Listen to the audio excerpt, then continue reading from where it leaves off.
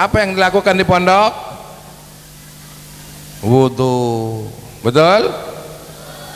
Terkena wajah kita dengan air suci, air wudu. Makanya orang-orang yang rajin wudu, manfaatnya wajahnya berseri-seri, enak dipandang.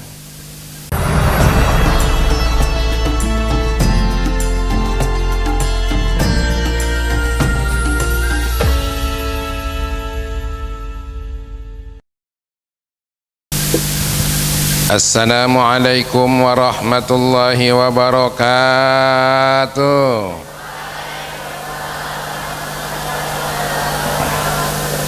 Yang tidak jawab salam adalah yang paling pelit, dan yang tidak menjawab salam orang yang tidak mau balas orang yang memberikan pelayanan baik. Yang tidak menjawab salam dia tidak dapat doa daripada keselamatan, rahmat dan keberkahan. Sekali lagi supaya jangan ada yang ketinggalan. Assalamualaikum warahmatullahi wabarakatuh.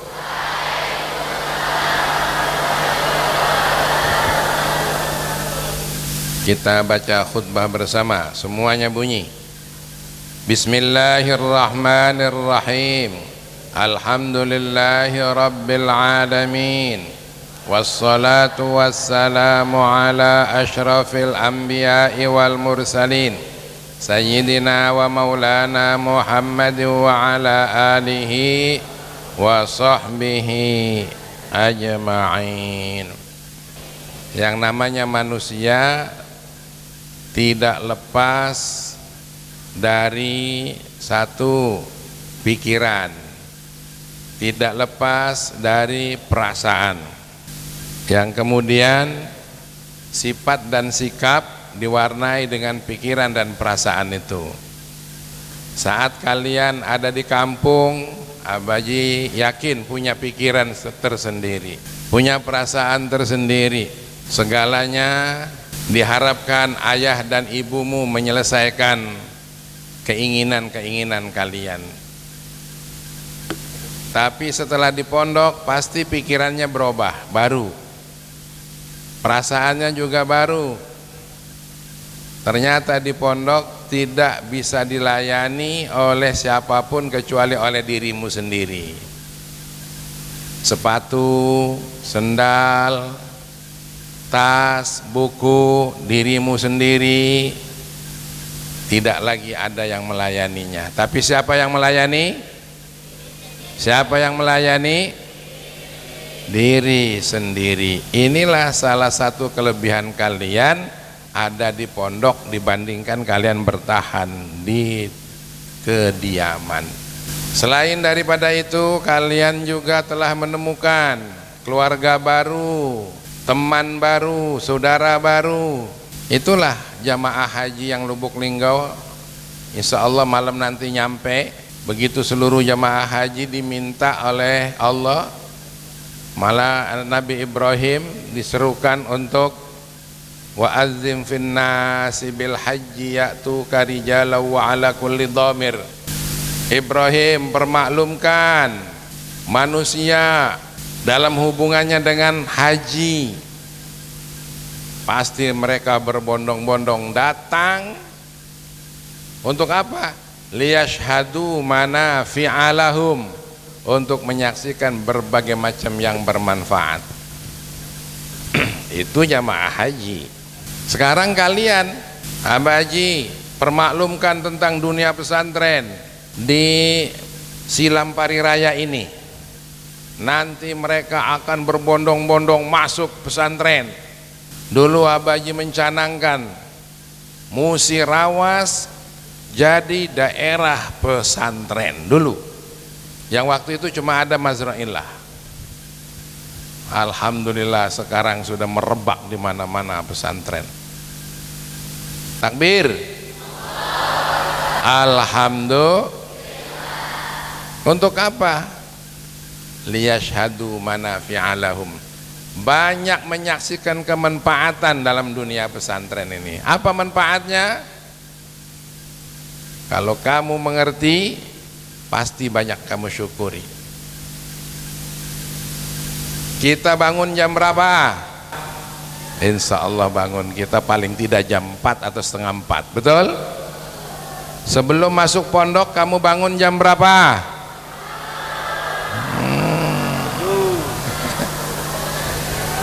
Ustaz, kira-kira bangun jam berapa kira-kira nih? Nah, mereka lebih cepat lagi, jam 2 bangunnya. Kamu bangun jam setengah 4. Ayukmu, adekmu di kampung kira-kira lagi ngapain waktu itu?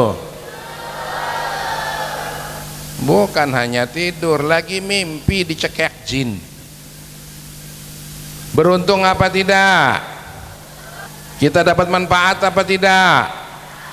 Dapat manfaat. Setelah itu apa yang dilakukan di pondok? Wudu, betul? Terkena wajah kita dengan air suci, air wudu. Makanya orang-orang yang rajin wudu, manfaatnya wajahnya berseri-seri, enak dipandang. Apalagi dengan senyum. Apatah lagi sudah wudu berdoa, angkat tangan takbir, sujud, darah yang masih murni dari atas turun ke bawah, dari bawah kita bangun lagi ruku, sujud lagi, dikocok darah kita dalam tubuh kita. Satu kemanfaatan yang luar biasa, mendidih darah kita, bergerak ke segala saraf-saraf kita dalam rangka mengingat Allah Subhanahu. Uzkuruni azkurkum, ingatlah kamu padaku, kata Allah, aku akan ingat pada kamu. Subhanallah. Takbir, takbir. Pagi-pagi kita sudah saling mesra, saling mengingat, saling menyebut, saling menyayang antara hamba dengan Allah. Oleh karena itu anak-anak sekalian, bangga apa tidak jadi santri? Coba jawab semua, bangga apa tidak jadi santri? Masya Allah, harus bangga jadi santri. Setiap saat kita sujud kepada Allah, badan kita sehat, berjamaah lagi sholatnya. Makanya Abaji punya nasid tadi, ayo kita nasidkan bersama. Ayo sholat dan jamaah, ayo semua. Badan sehat, hidup barokah. Tidak sholat pasti sesat, tidak jamaah hidup terbisa. Naik suaranya. Baca Quran kita galakan, gaya hidup orang beriman. Tanpa Quran kegelapan, hidup dalam kesesatan. Turun. Zikir doa senjata kita, Allah suka pastilah jaya. Tanpa zikir dan doa, hidup kita pasti hampa. Subhanallah. Itulah gaya hidup santri setelah menjadi santri. Ini yang sebelah kiri kok diem baik. Hafal nggak kira-kira yang sebelah kiri? Saking hafalnya nggak bunyi. Yang sebelah kanan gimana ini? Oh, sebenarnya suaranya lebih kencang, tapi volumenya lagi kendor. Ya. Renungin oleh kalian. Subhanallah, setelah sholat kalian berdoa.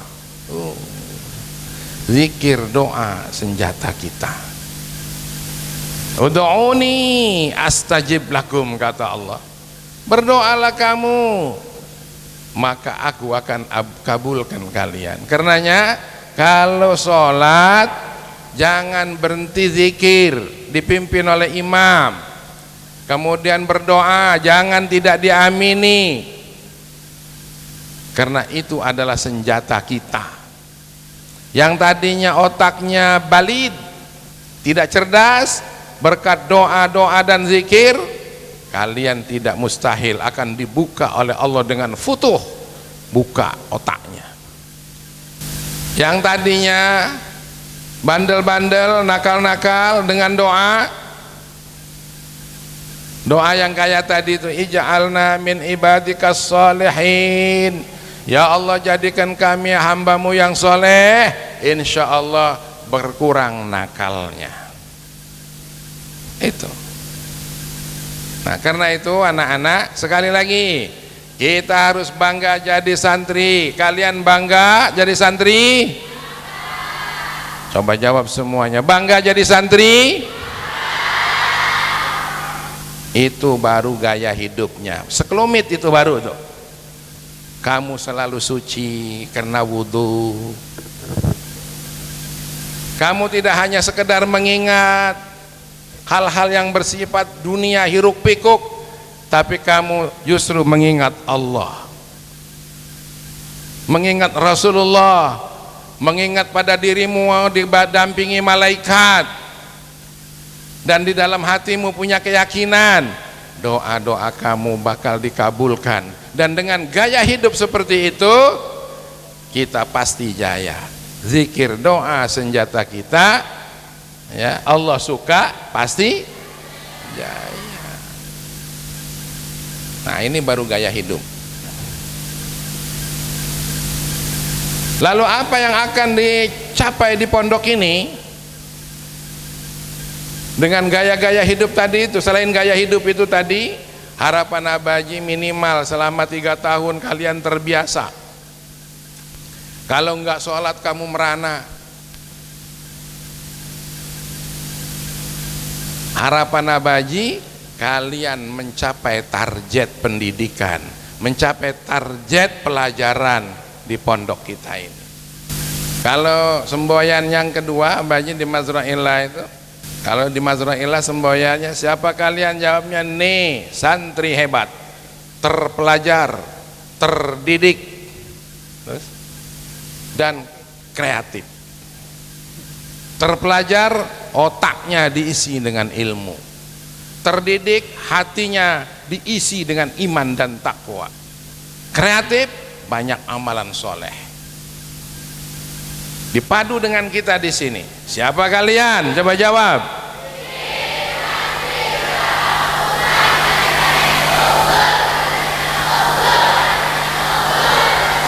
Allahu Akbar, subhanallah. Makanya kata Abaji tadi, kalian mesti bersyukur tidak sekedar jadi siswa, tapi kamu menjadi gitu. Kok begitu Abaji? Iya, beda antara siswa dengan santri. Kalau siswa cuma belajar sebagian ilmu, santri belajar seluruh ilmu. Itu boleh kamu catat sekarang. Siapkan penanya, siapkan bukunya, bahwa ilmu itu ada 2. Ilmu itu ada 2 pada garis besarnya. 1, ilmu syariat. 2, ilmu fadilat. Nah, fadilah, ilmu syariah dan ilmu fadilah. Begitu kata Imam Ghazali dalam kitab Ihya Ulumuddin. Sudah catat? Sudah catat semua? Ilmu ada berapa? Yang pertama, yang kedua, sekarang ilmu syariat. 1, keterangan ilmu syariat. Ilmu syariat bersumber dari para nabi. daripada Rasul, dan istimewanya dari Sayyidul Anbiya wal Rusul, Sayyidul Anbiya wal Mursalin, dari Nabi kita Muhammad sallallahu alaihi wasallam. Itu ilmu syariat. Nah, makanya Baji agak kasihan ya, lihat di TV ada diskusi, ada apa namanya itu ya, klub pembahasan, tapi rujukannya bukan dari syariah, tapi rujukannya dari pendapat-pendapat orang barat. Nah, ada ya begitu ya, Ustaz? Rujukannya datang dari orang barat. Wartawan ini, wakil presiden itu, tokoh politik ini, tokoh filsuf itu, dia tidak ambil dari syariat. Kadang ada juga sekali-kali. Makanya harapan Abaji, kalian nanti kalau ada diskusi, ada pembahasan, ada kajian, rujukannya dari ilmu syariat. Ilmu syariat bersumber dari para nabi, dari para istimewa dari Nabi kita Muhammad sallallahu alaihi wasallam, tentunya dari Allah Subhanahu wa taala. Bagaimana kalau ilmu fadilat? Ilmu fadilah bersumber dari 3 hal. Yang pertama, hasil analisis dan pemikiran manusia, sehingga ditemukan adanya ilmu hisab untuk menghitung sana, menghitung sini, mengukur sana, mengukur sini.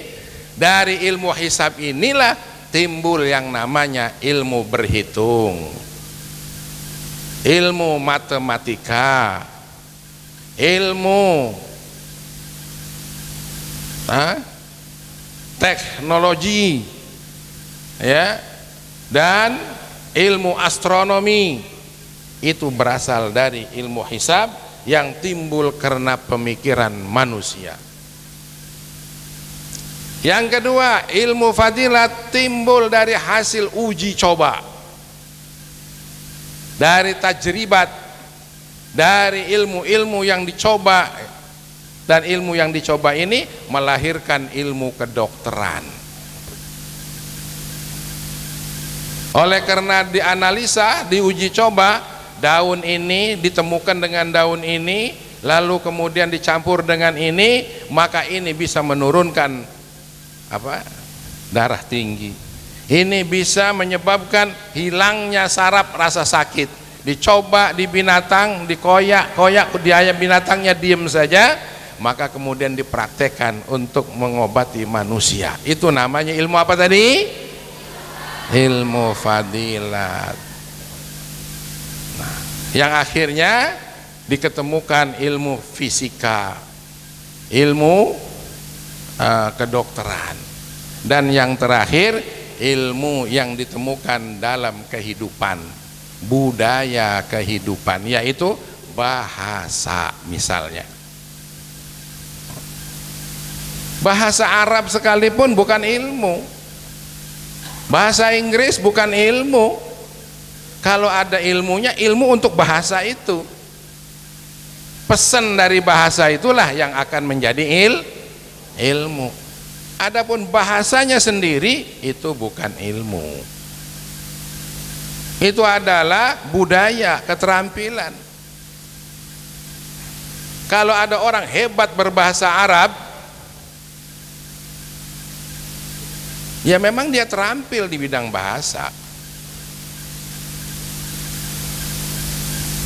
Begitu juga ada orang hebat pintar dalam bahasa Inggris, memang dia terampil di bidang bahasa Inggris. Tapi bahasa Inggris bukan soal kepintaran, tapi bahasa Inggris, bahasa Arab bisa jadi sumber untuk mendapatkan kepintaran.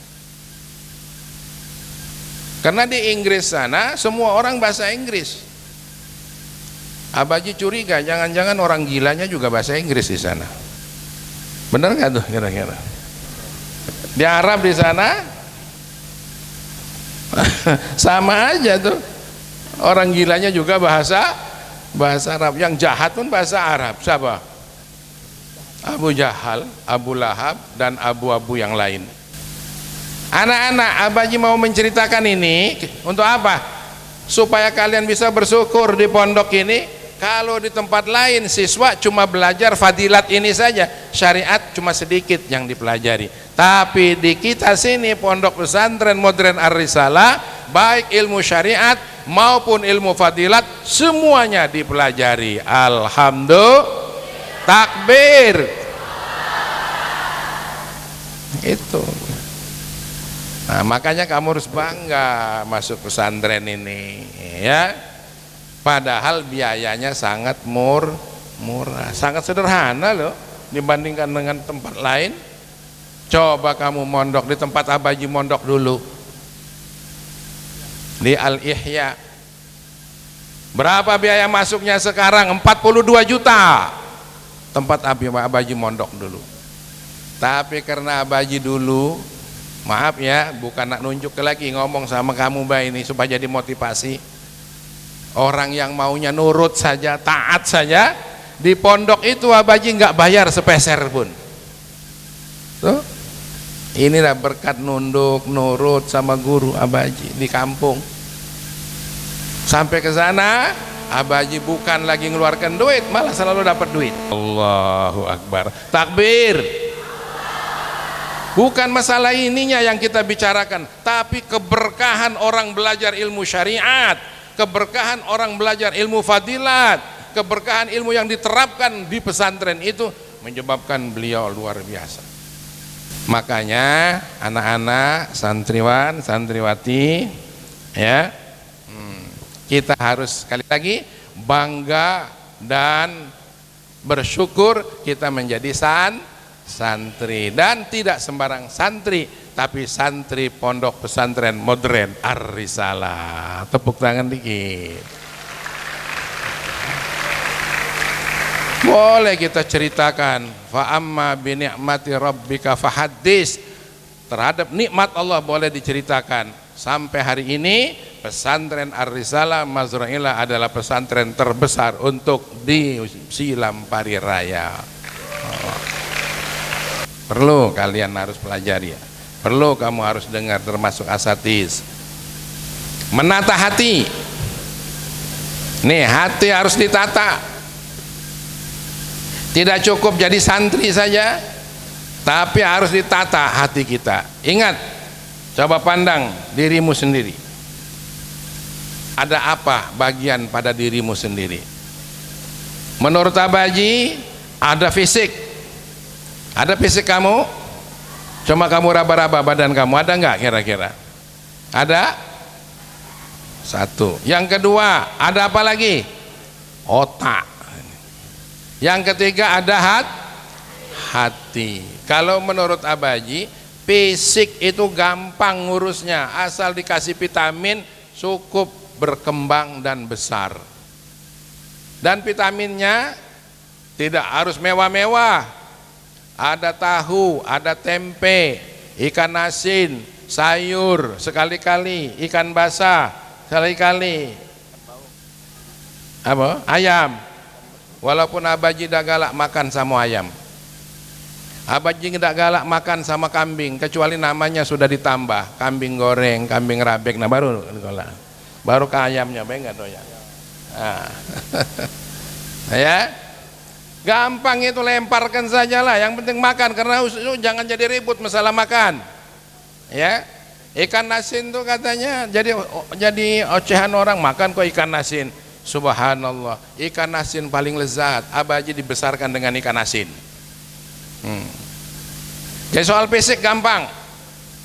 Yang paling susah soal hati. Kata Rasulullah, inna fil jasad mudghah, idza saluhat saluhal jasadu kulluh, wa idza fasadat fasadal jasadu kulluh. Di dalam dirimu itu ada segumpal daging, yang kalau daging itu bagus, baik, maka jasadnya menjadi baik semua. Tapi kalau segumpal itu tidak bagus, maka rusak semua.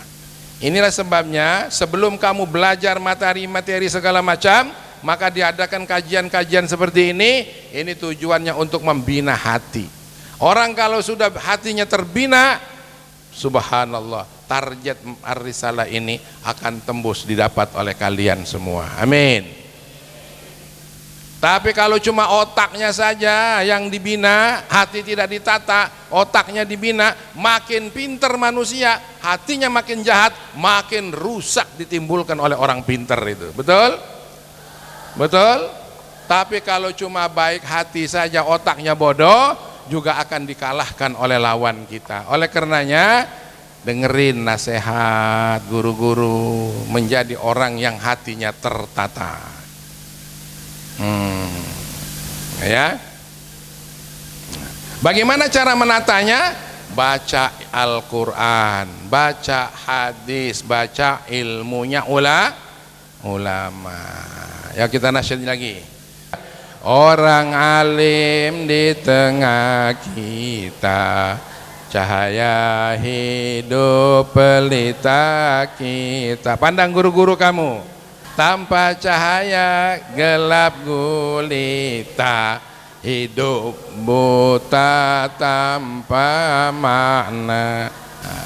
Orang alim di tengah kita, cahaya hidup pelita kita. Tanpa cahaya gelap gulita, hidup buta tanpa renungin oleh kalian. Oleh karenanya tidak cukup hanya belajar matematika. Matematika penting, bahasa Indonesia penting, sejarah penting, ya. Tapi belajar ilmunya ulama. Timba ilmu alim ulama, dunia akhirat kita mulia. Tanpa ilmu alim ulama, segala ada berkah tak ada. Tuh ya, ini pesanan Abaji.